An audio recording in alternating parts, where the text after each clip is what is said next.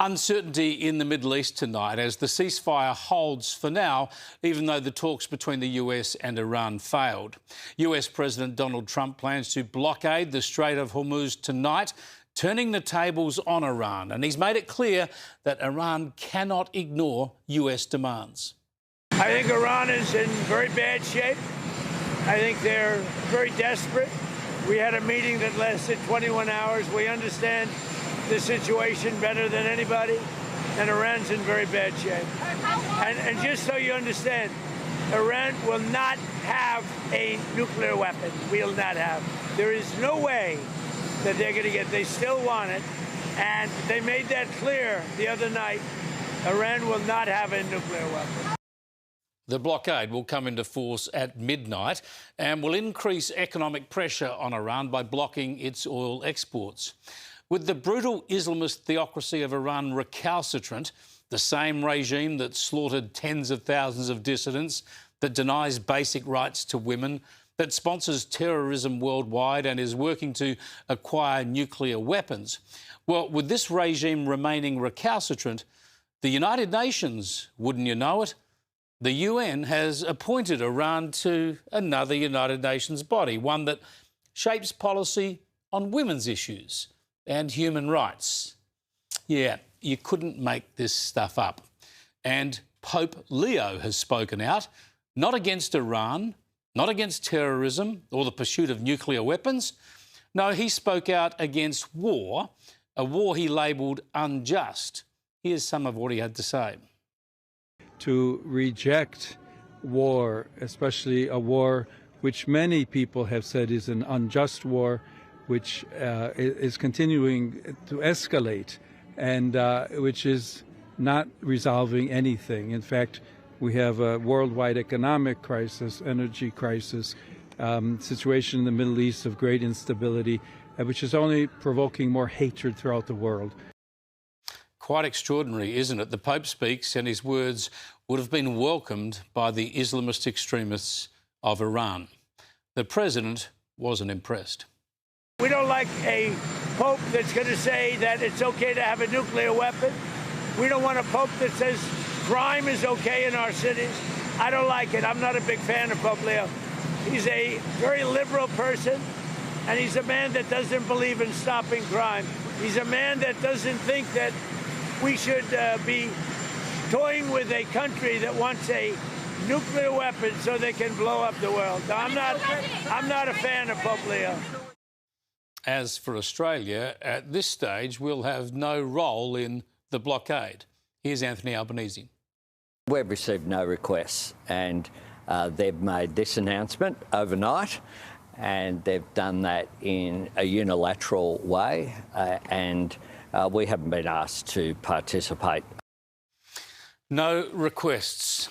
Why would the US ask Australia? Albanese has been a hopeless ally to the US and Israel since October the 7th, 2023. He's been critical of Israel. He's abandoned it at the UN, breaking with the US and Israel on issues including recognition of the non-existent state of Palestine. In fact, just a few days ago, President Trump had this to say.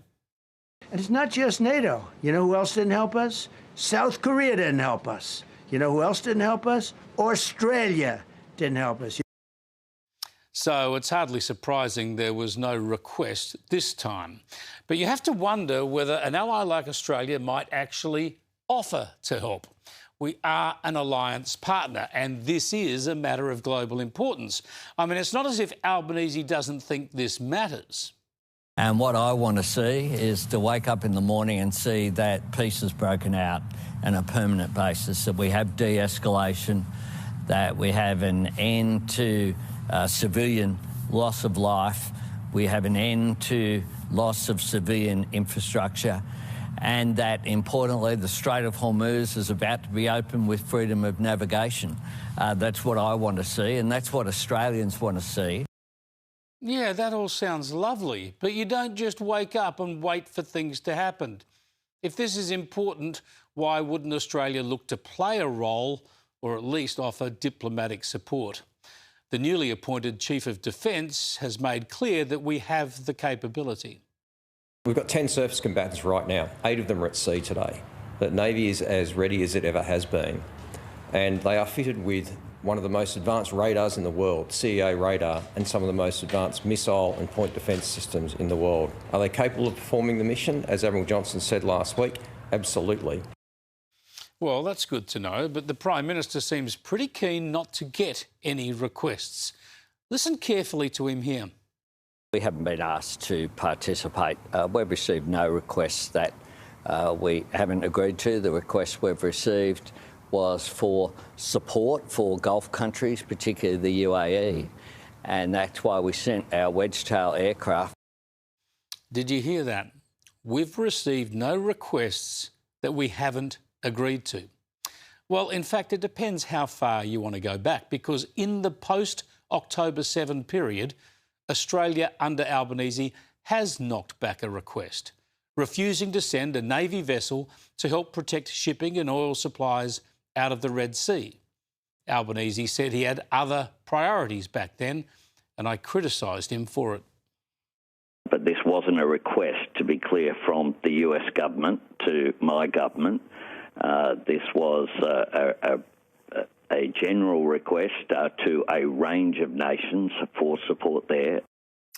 Yeah, sure. The bottom line here is that the US asked us for a warship and we said no. This is pathetic and it's worrying. Weaker and weaker by the minute, Australia. Be afraid. Be very afraid. Yeah, 3 years on, Albanese is weak and Australia is weaker as a result, and we're left as spectators at the end of a very long supply chain. What we want to see is negotiations continue and resume. We want to see an end to this conflict. We want to see the Strait of Hormuz opened for all. We want to see freedom of navigation as required by international law as well. Yeah, like the Pope, we want world peace. But who will stand up to the bad actors, to the warmongers? The US and Israel are doing that right now. And what are we prepared to do to help? Pretty much nothing by the looks.